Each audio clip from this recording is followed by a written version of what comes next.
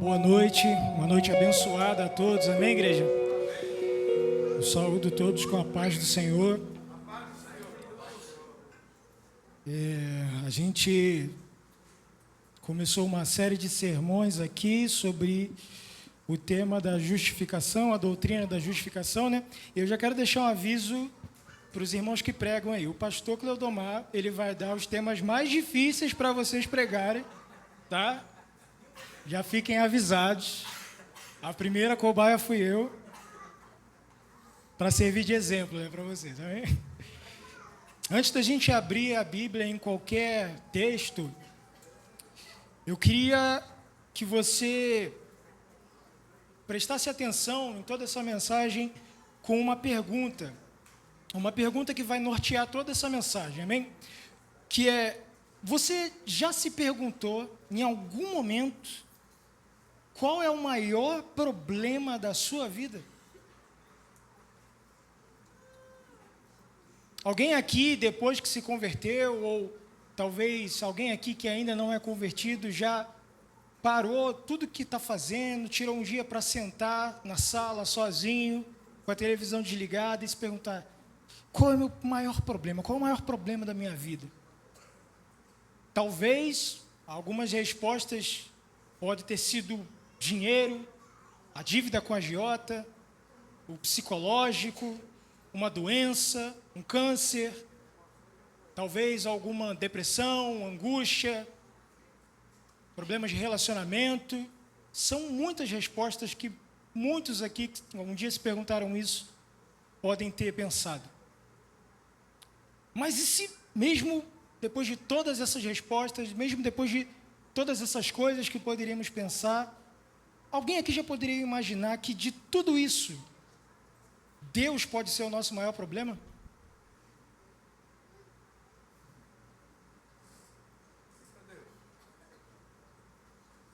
Pois é, o tema da mensagem de hoje é: seu problema pode ser Deus. E essa afirmação veio quando eu estava pensando sobre uma frase que muitos gostam de dizer. Inclusive, uma tatuagem que eu vi no pescoço de um camarada, dizendo: só Deus pode me julgar. Irmão, eu tenho um problema com essa frase, que geralmente quem diz isso, diz com aquela afirmativa de: eu sou bom demais para você olhar para mim e apontar qualquer defeito. Geralmente quem diz essa frase, ela se coloca num nível tão superior, tão do lado de Deus, sentado à direita dele, e se coloca lá para ninguém poder alcançar ela. Aí vem a célebre frase: só Deus pode me julgar. Só que eu não tenho noção se essa pessoa tem ciência de que um dia Deus vai julgar ela. De fato, irmãos, um dia Deus, e só Deus, irá nos julgar. Romanos capítulo 1, versículo 16 diz o seguinte: não me envergonho do evangelho, porque é o poder de Deus para a salvação de todo aquele que crê, primeiro do judeu e depois do grego. Porque no evangelho é revelada a justiça de Deus, uma justiça que do princípio ao fim é revelada pela fé. Como está escrito: o justo viverá pela fé. Nos últimos 2 sermões aqui que o pastor Cleodomar ele pregou, ele falou bastante sobre justiça de Deus e como essa justiça de Deus se revela no fato dele salvar o pecador. Inclusive, ele até bateu na tecla aqui, quando nós pedimos para que Deus manifeste a justiça dele. Talvez nós estamos pedindo isso de um jeito errado, porque acreditamos que Deus vai bater com o martelo na cabeça do irmão, mas na verdade ele está querendo salvar esse irmão. Isso é verdade. Justiça de Deus se revela no fato de que ele pregou o evangelho, e esse evangelho não contém um poder, mas ele é o poder para a salvação de todo aquele que crê. Uma justiça que do princípio ao fim, ela é revelada pela fé. A fé no Cristo que veio e pregou essa mensagem, mas não só a fé no Cristo que veio, a fé na promessa desse Cristo, porque no Antigo Testamento não havia Cristo para as pessoas crerem. Ele não havia encarnado ainda. Então, no que elas deveriam crer para ser salvas? Ora, elas deveriam crer na promessa que o próprio Deus fez em Gênesis 3. Da semente da mulher virá um descendente que pisará na sua cabeça e ele será ferido no calcanhar. Acreditem nisso e vocês serão salvos. Foi nisso que Abraão acreditou, foi nessa promessa que Abraão acreditou. Por isso que ele saiu da terra dele para um lugar que Deus nem tinha falado ainda onde era para ele ir, mas ele saiu com fé. E isso foi-lhe acreditado como justiça. Isso foi-lhe imputado como justiça e por causa disso ele foi salvo. A fé no Cristo e a fé na promessa. Essa é a boa notícia. Esse é o método de Deus salvar. E é uma justiça que faz com que o justo viva. Não viva somente uma vida boa na terra, mas viva para sempre na eternidade. Só que essa justiça, ela não para com a salvação do perdido. Ela não finda com a reconciliação daquele que estava perdido com Cristo. Ela continua. É por isso que no versículo 18 de Romanos 1, o texto continua dizendo: portanto, a ira de Deus é revelada do céu contra toda impiedade e injustiça dos homens que suprimem a verdade pela injustiça. Pois o que de Deus se pode conhecer é manifesto entre eles, porque Deus lhes manifestou. Então sim, a justiça de Deus, ela se manifesta quando um pecador ele se arrepende e é reconciliado de novo com Deus. Mas essa justiça, ela também se manifesta quando injustos eles recebem o pagamento pelo seu procedimento. Apocalipse 15, versículo 1 diz: vi no céu outro sinal, grande e maravilhoso, 7 anjos com as 7 últimas pragas, pois com elas se completa a ira de Deus. O versículo 5 diz: depois disso olhei e vi que se abriu no céu o santuário, o tabernáculo da aliança. Saíram do santuário os 7 anjos com as 7 pragas. Eles estavam vestidos de linho puro e resplandecente, e tinham cinturões de ouro ao redor do peito. E um dos 4 seres viventes deu aos 7 anjos taças de ouro cheias da ira de Deus, que vive para todo sempre. O capítulo 16, o versículo 1, vemos: então ouvi uma forte voz que vinha do santuário dizendo aos 7 anjos: vão derramar sobre a terra as 7 taças da ira de Deus. Então não, a justiça de Deus não para com a salvação do justo. Ela não para com a graça sendo liberada para aqueles que creem, mas ela continua com a condenação do injusto, com a ira sendo derramada. Porque na cruz Deus pregou o sermão sobre toda a humanidade. E Jesus, ele foi o púlpito que sustentou essa mensagem. E a mensagem é simples.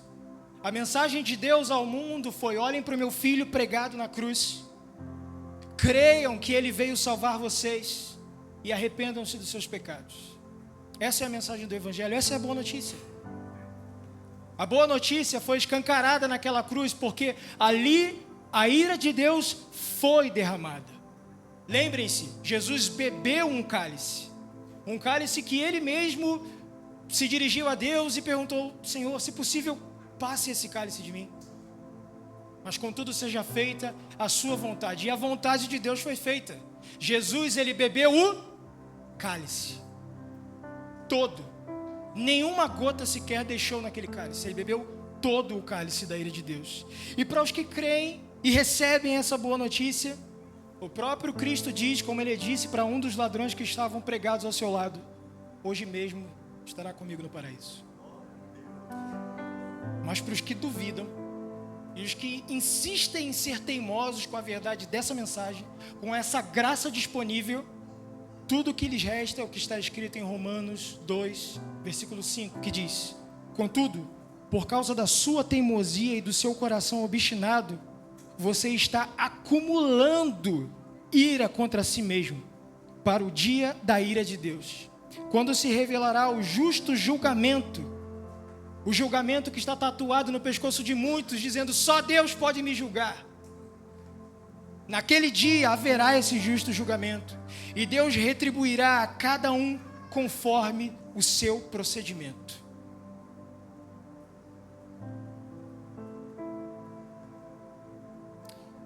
E ao contrário do que talvez alguns podem pensar, essa ira não é fruto de um sentimento de incapacidade ou de algo mesquinho. Deus não está sendo mesquinho, irmãos. Deus não é o dono da bola que quando leva um gol, pega a bola e fala: acabou o jogo, ninguém mais vai brincar. Quem aqui já fez um gol no time adversário e o dono da bola levou a bola para casa, todo mundo parou de brincar, né? Pois é, Deus não é o dono da bola, dessa bola. Ele não age desse jeito. Essa ira, ela é uma ira que tem um sentido de uma indignação justa.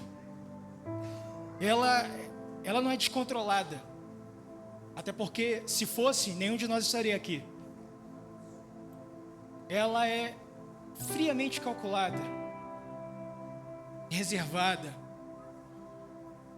Inclusive, a palavra que Paulo usa nesses textos de Romanos 1 para falar sobre a ira de Deus é a palavra grega orge, que tem justamente esse sentido. E antes mesmo dos textos bíblicos, essa palavra era usada para descrever uma ira que se forma com o tempo, uma ira que permanece, uma ira que tem um fundamento.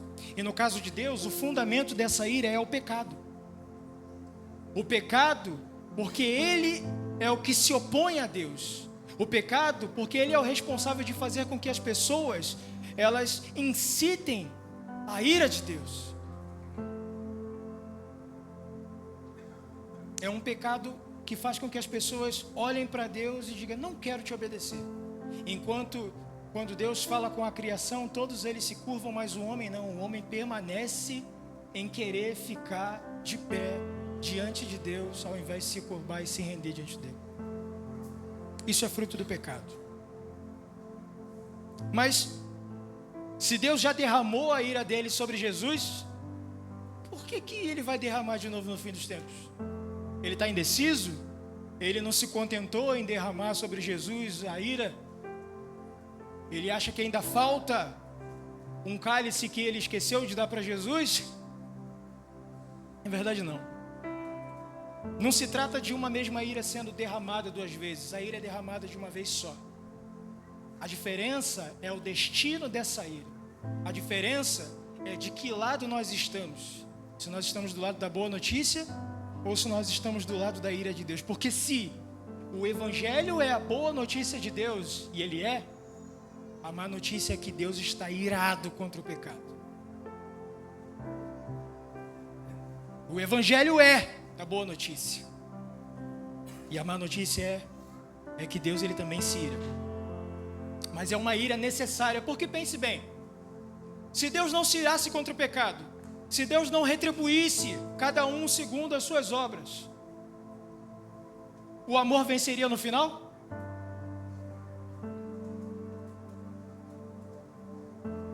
Irmãos, se um bandido entra na minha casa e eu tenho condições de deixar ele inconsciente, eu vou fazer isso não porque eu odeio ele, irmão. Eu vou fazer isso porque eu amo a minha família. Então o ato de Deus derramar a ira sobre injustos e perversos é porque esses injustos e perversos não conseguem se render diante da mensagem de que o meu filho morreu no seu lugar. Respeitem isso. É por isso que o salmista, em Salmo capítulo 2, versículo 12, se eu não me engano, ele diz: beijem o filho para que a ira dele não se acenda contra vocês.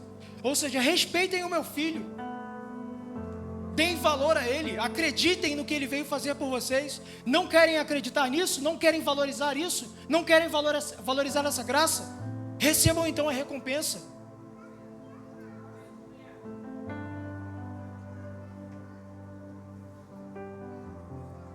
Enquanto Deus está sendo muito bondoso, paciente, enquanto Deus está dando oportunidades, muitas pessoas estão acumulando a ira de Deus sobre a sua cabeça.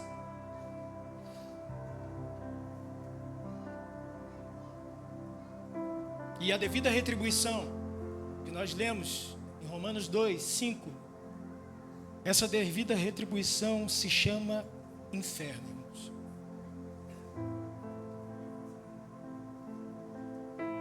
devida retribuição para injustos, para impiedosos, teimosos, pecadores, obstinados, se chama inferno. É triste, mas é verdade.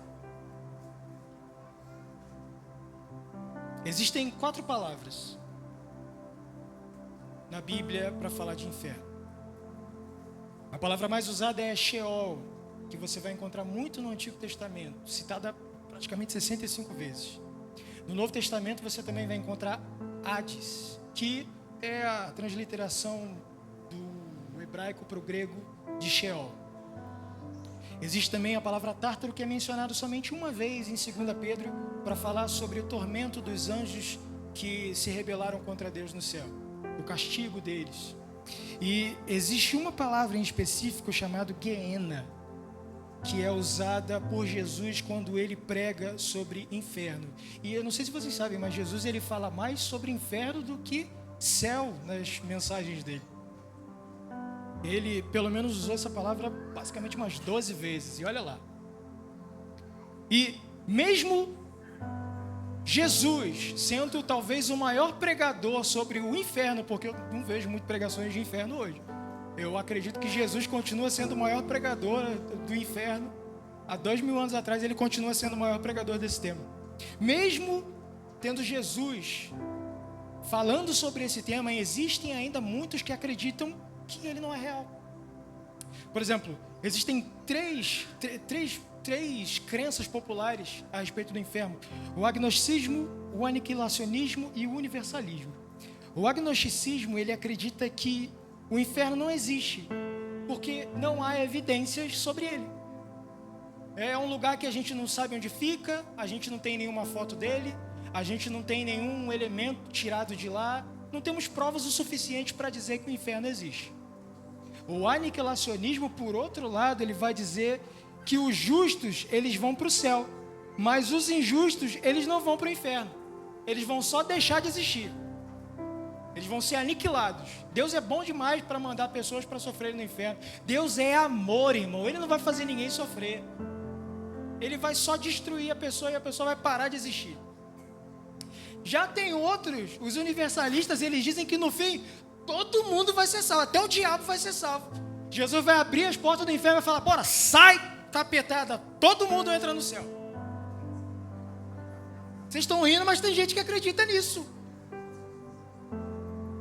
Que no fim, todo mundo vai ser salvo. A pessoa que matou, roubou, a pessoa que plantou bananeira. Obrigado. Descreve bem o que eu queria dizer.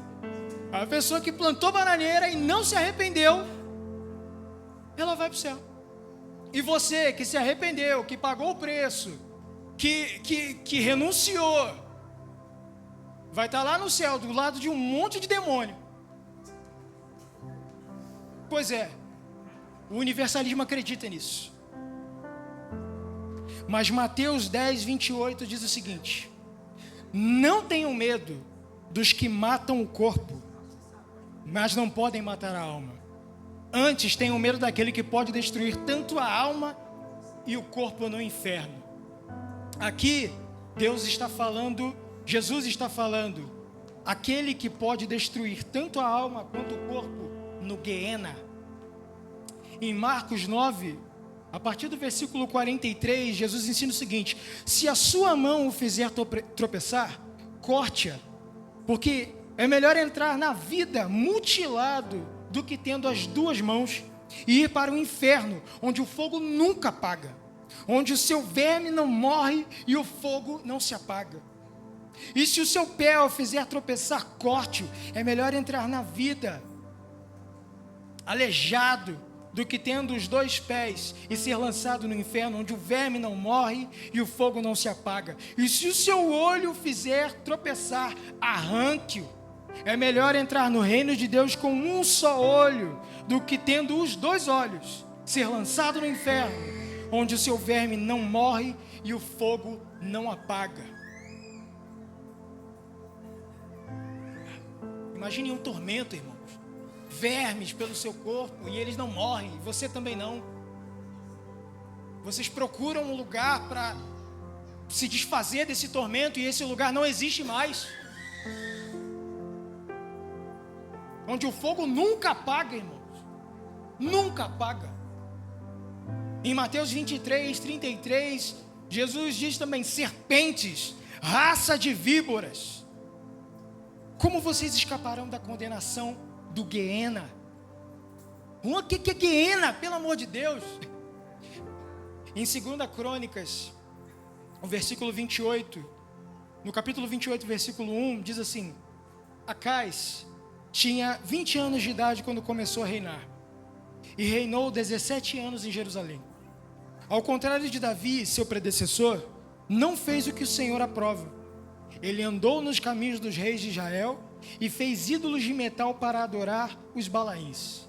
Queimou sacrifícios no vale de Ben-Hinom e chegou até queimar seus filhos em sacrifício, imitando os costumes detestáveis das nações que o Senhor havia expulsado de diante dos israelitas. Guiena significa isso, o vale de Ben-Hinom, o vale do filho de Hinom, mas foi abreviado como vale de Hinom. Pessoas acreditam que Hinom era o proprietário dessa terra e por isso foi batizado com esse nome, mas foi biblicamente conhecido pelo fato de reis usarem esse local para oferecerem sacrifício a Moloque. E os sacrifícios, irmãos, olha que loucura, era os filhos serem queimados vivos em fogueiras. As pessoas pegavam seus próprios filhos e lançavam eles vivos na fogueira. Isso era uma oferta ao deus Moloque. E não foi só Acais que fez isso. No capítulo 33 de 2 Crônicas, do versículo 1, diz que Manassés, neto de Acais, tinha 12 anos quando começou a reinar, e reinou 55 anos em Jerusalém. No versículo 6 diz que ele chegou a queimar seus filhos em sacrifício no vale de Ben-Hinom. Praticou feitiçaria, adivinhação e magia, e consultou médiuns e espíritas, e fez o que o Senhor reprova, provocando a ira. Jeremias 7 descreve o vale de Hinom como o vale da matança. E no Novo Testamento, quando Jesus fala do Guiena, Jesus está falando do lixão de Jerusalém. O Guiena, o vale de Hinom no Novo Testamento, em Jerusalém, era uma região em Jerusalém onde as pessoas jogavam lixo. Mas o lixo não era só o papel higiênico usado, não era roupa suja, era pedaços de animais, membros amputados, pessoas mortas. E quando o cheiro começava a ficar muito ruim, eles ateavam fogo. E mesmo com o fogo ardendo, mais corpos eram jogados. E conforme o fogo começava a baixar, aumentava mais ainda o fogo. Ou seja, o fogo no Guiena não se apagava.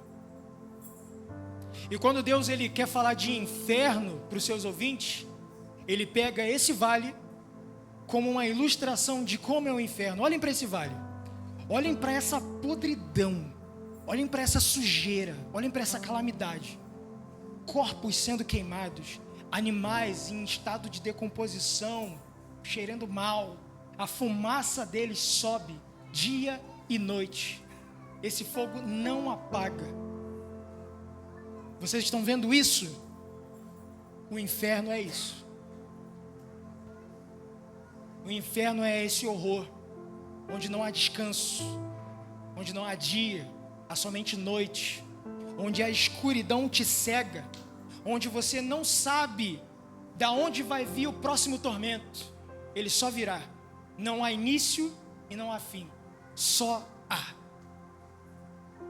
E é para lá que os injustos vão. É para lá que os pecadores teimosos, para os impiedosos, para os arrogantes, para os presunçosos, para os que acham que estão do lado de Deus, mas na verdade estão do lado do diabo. É para lá que eles vão. Porque Deus sim é amor, irmãos, mas Ele é um fogo consumidor. Um fogo que não se apaga eternamente. queimando, queimando, queimando, queimando. Mateus 25, capítulo 25, versículo 41 diz: então ele dirá aos que estiverem à sua esquerda, Jesus dizendo: malditos, apartem-se de mim para o fogo eterno, preparado para o diabo e os seus anjos. Perceba, o fogo eterno não foi preparado para nós. Olha só que coisa. Mas como nós lemos em Marcos anteriormente, existem aqueles que se lançam lá. O Marcos capítulo 9, no versículo 43, tem uma parte que fala: tendo as duas mãos, ir para o inferno. É a pessoa que vai, é a pessoa que escolheu ir, é a pessoa que viveu a vida toda, uma vida que a levaria para o inferno. Deus não mandou ela para lá, ela foi. Mas haverá um dia, no versículo 45 de Marcos 9, que diz: e se o seu pé o fizer tropeçar, corte-o, porque é melhor entrar na vida aleijado do que tendo os dois pés ser lançado. Já mudou. Agora não se trata mais da pessoa que vai ao inferno, se trata da pessoa que é lançada ao inferno, porque vai ter um dia que não vai ter mais tempo, irmão. Vai ter um dia que aqueles que não se arrependeram serão lançados. Vai ter um dia que as pessoas que não se arrependeram vão olhar para o dia do Senhor e vai dizer: opa, Senhor, eu me arrependo. E Jesus vai dizer: eu nem te conheço. As pessoas que estavam à esquerda de Deus vão ir até Ele e vão dizer: Senhor, eu fiz tanto em Teu nome. E Ele vai dizer: eu não te conheço. Mas o versículo 46 de Mateus 25 diz: e estes irão para o castigo eterno, mas o justo para a vida eterna. Então, independente das crenças que existem a respeito do inferno por aí, saiba de uma coisa, meu irmão: ele é real, ele é eterno e ele não foi feito para você. Ele é real, ele existe. Inclusive o fogo lá está queimando até agora. E ele não foi feito para aqueles quem Deus criou. Um lugar em que até o diabo sofre, irmão. Eu não sei se você percebeu, mas eu nem falei muito de diabo aqui, porque as pessoas pensam que diabo é o senhor do inferno, né? Ele tem um trono lá sentado, o garfo dele, né? Aí fica espetando lá os cabruncos lá, né? Ele fica lá assim, ó. O diabo está na colheira, irmãos. O diabo também sofre lá. O diabo tem medo de lá. Aquele lugar foi feito para ele. Ele não é o domínio de Satanás. A única autoridade que Satanás tem é aquela que dão para ele. A única autoridade que Satanás pode ter sobre a sua vida é quando você o obedece. É quando você começa com atitudes ilícitas, quando você rouba, quando você mente, quando você defrauda, quando você dá autoridade a Satanás, então ele tem autoridade sobre a sua vida. Essa é a única autoridade que ele tem, a que você dá para ele. Porque Jesus, quando venceu na cruz, ele pegou toda a autoridade para ele e compartilhou com aqueles que creem nele. Então, se Jesus tem toda a autoridade e ele compartilhou essa autoridade com os que creem nele, logo, qual é a autoridade que o diabo tem? Nenhuma. Num lugar onde as pessoas elas são batizadas com sofrimento, irmãos. Choro, ranger de dentes, clamores desesperados e nunca são atendidos. Pavor, medo, barulhos, medonhos, escuridão, fome, sede, cansaço, miséria. Tudo isso por toda a eternidade.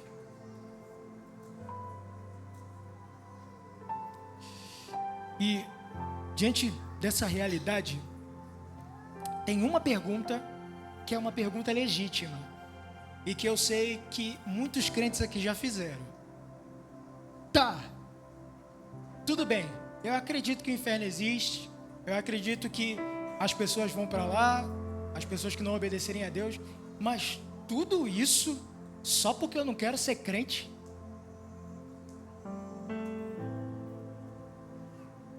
Quer dizer que eu vou ficar queimando a eternidade só porque eu pequei durante 70 anos? Se eu pequei 70 anos, então é justo que eu pelo menos sofra por 70 anos. Aí tem aqueles que são falsos humildes, né? Podem até falar 75 anos, 79, 80 no máximo. Por que eu mereço sofrer pela eternidade se eu nem pequei pela eternidade? Pois é.